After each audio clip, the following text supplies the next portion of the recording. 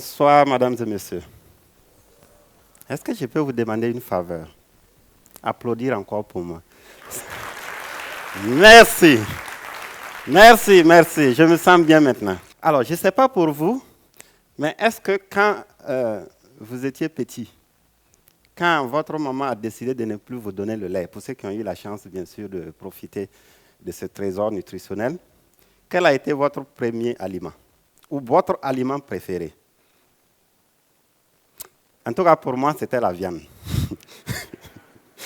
J'aimais trop manger la viande. Et c'est encore le cas aujourd'hui. Et je suis sûr qu'on est nombreux dans cette salle-là à aimer la viande. Car c'est 65 milliards d'animaux qui sont sacrifiés chaque année pour satisfaire nos besoins insatiables en viande. Je dis bien 65 milliards d'animaux. Aujourd'hui, nous consommons en moyenne 90 kg de viande par an. C'est 2 fois plus que nos grands-parents et 3 fois plus que nos arrière-grands-parents en consommaient. Alors que la demande s'accroît, la production, elle se fait de façon plus intensive, surtout dans les pays développés.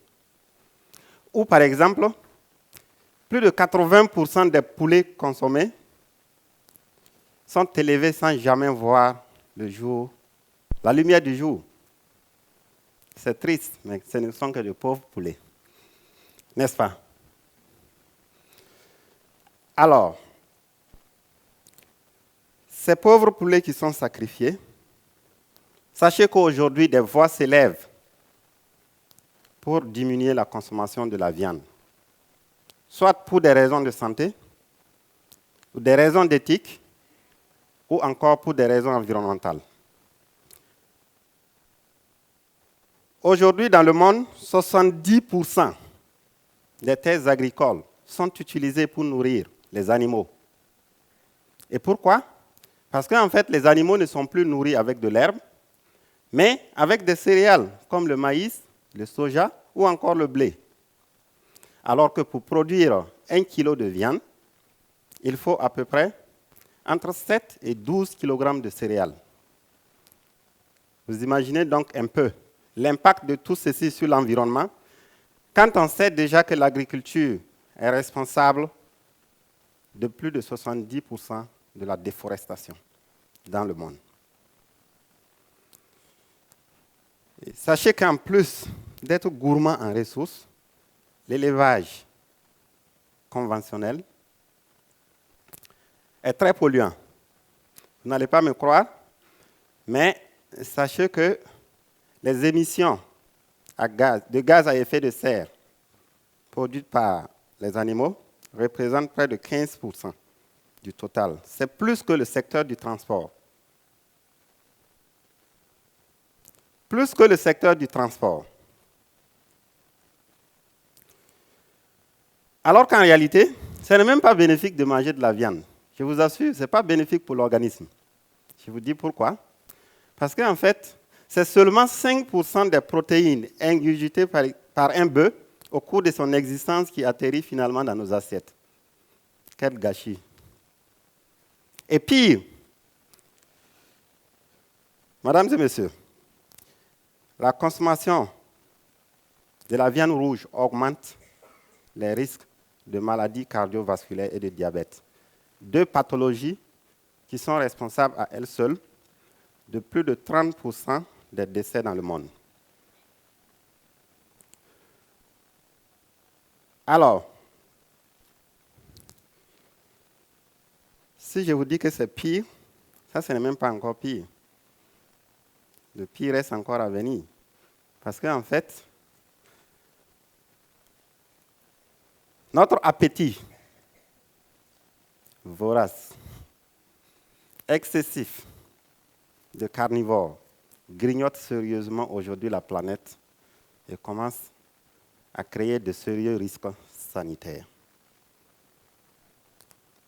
Ce soir, je vous invite donc à réfléchir. Ensemble, est-ce qu'il n'y a pas d'autres sources de protéines? Parce qu'en fait, on mange la viande principalement pour sa protéine. est-ce qu'il n'y a pas d'autres sources de protéines qu'on pourrait manger, vivre longtemps et surtout léguer un jour cette planète en bonne santé aux générations futures? Oui, je vous dis que ces sources de protéines existent. Oui, elles existent. C'est le cas, par exemple, de la chenille de karité et du criquet.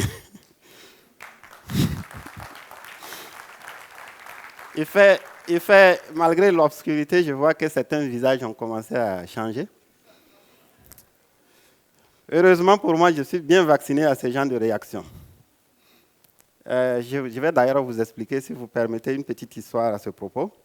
En 2017, alors qu'on était en une campagne promotionnelle dans une ville du Burkina, dont je tairai exprès le nom, il y a un vieux qui nous a approchés, parce que lui, il croyait qu'on vendait des médicaments. On était avec, vous voyez, les Toyota IAS que les compagnies pharmaceutiques utilisent souvent pour distribuer les produits. On était avec ça, avec notre guide, on faisait le tour de la ville. Le vieux nous a approchés parce que lui, il pensait qu'on vendait des médicaments. On lui a dit, non, papa, ce n'est pas des médicaments, mais c'est un aliment qui est très bon pour votre santé. Il était très attentif, on lui a expliqué. Et quand il a compris que c'était des chenilles, ouais. Et quand on a voulu partir, il m'a appelé, il m'a interpellé et il m'a donné un conseil sur ce ton. Hey, Mbiga, yam pas dans tes mtouma. Je ne sais pas si je suis aussi fort en traduction comme Mireille, mais je vais essayer. Ça veut dire tout simplement que, hey, mon enfant, c'est pas mieux que tu changes de boulot maintenant? Je vous assure, comme je suis assez têtu, je n'ai pas encore changé de boulot. Et rassurez-vous, je ne compte pas changer de boulot, en tout cas, pas pour l'instant. Parce que ce boulot, en fait, c'est ma passion. C'est ce que je fais tous les jours. Et pour ce boulot, on m'a même déjà dit en famille que ben, tu es trop méchant. Hein?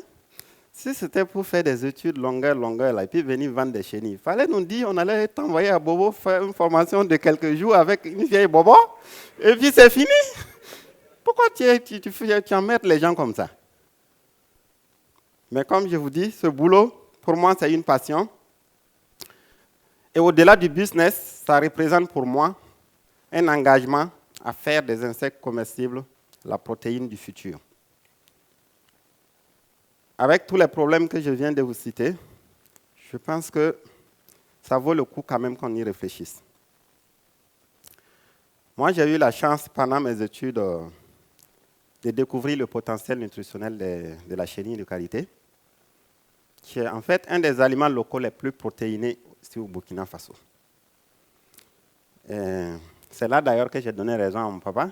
C'est celui qui m'a convaincu de manger des chenilles pour la première fois. Je ne me rappelle plus très bien de quel âge j'avais.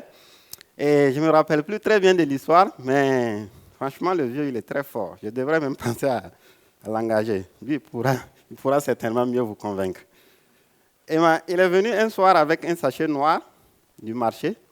Et puis, j'étais content. J'ai accouru et il me dit, comme tu aimes la viande là, aujourd'hui, j'ai envoyé de la bonne viande pour toi. Tu vas bien te régaler.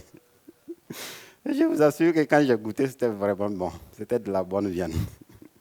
Et c'est comme ça qu'il m'a convaincu. Je ne sais pas pourquoi je n'arrive pas d'ailleurs à vous convaincre. Ou bien ça va, vous êtes convaincu?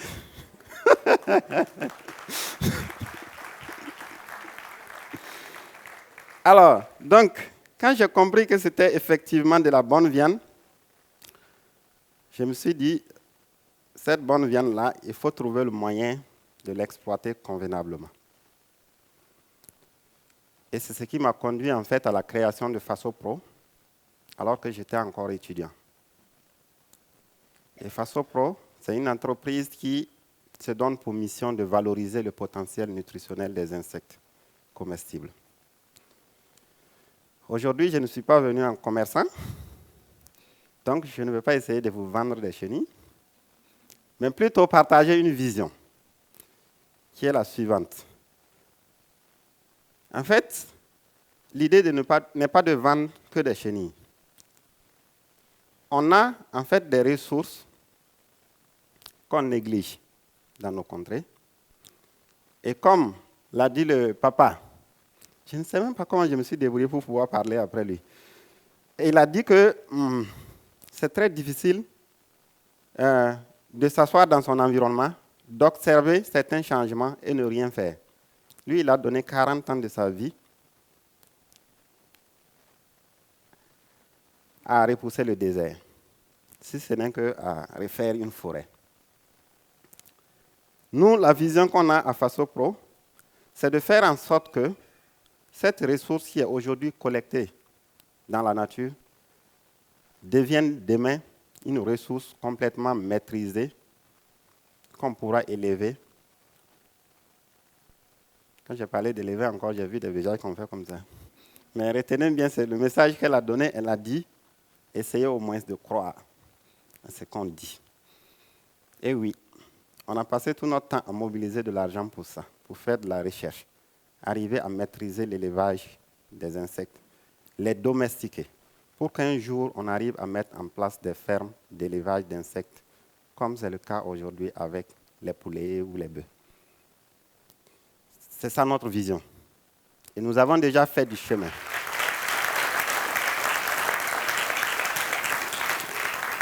C'est ça notre vision et c'est ça le cœur de notre engagement pour les générations futures. Parce qu'en fait, contrairement à l'élevage conventionnel, l'élevage des insectes est très peu gourmand en ressources. Je vous disais tantôt, rappelez-vous qu'il fallait entre 7 et 12 kg de céréales pour récolter 15 kg de viande de bœuf. Avec 10 kg d'herbe, on peut récolter jusqu'à 9 kg d'insectes. N'est-ce pas énorme? Non seulement ils sont gourmands en ressources, mais ils occupent très peu d'espace, polluent peu, et en fait, ils grandissent très vite. Dans une salle comme celle-là, par exemple, on pourrait récolter jusqu'à 2 tonnes de criquets par mois. Dans une salle comme celle-là. Je ne sais pas combien de bœufs il faut élever ici et combien de temps ça va nous prendre pour avoir autant de tonnes.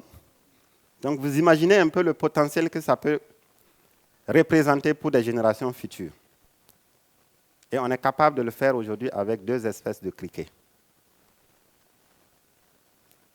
Et ça continue. On va trouver le moyen de trouver la solution pour les autres types d'insectes comestibles que nous allons ajouter au fur et à mesure dans notre gamme de produits. Alors, mesdames et messieurs, avec tous ces avantages que je viens d'énumérer, je ne sais pas si vous êtes convaincus, mais moi, en tout cas, je n'ai même pas besoin d'être convaincu. Mais je pense qu'il est grand temps qu'on commence à revoir nos habitudes alimentaires si nous voulons vraiment vivre et laisser un héritage nutritionnel fort aux générations futures. Rappelez-vous que le destin d'une nation dépend de la manière dont elle se nourrit. Alors ensemble, je vais vous inviter à révolutionner l'alimentation du futur avec les insectes comestibles. Je vous remercie. Monsieur Kaïto, bien. La destinée des nations dépend de la manière dont elles se nourrissent. Monsieur Kaïto, bien. Merci de l'applaudir encore très fort, s'il vous plaît.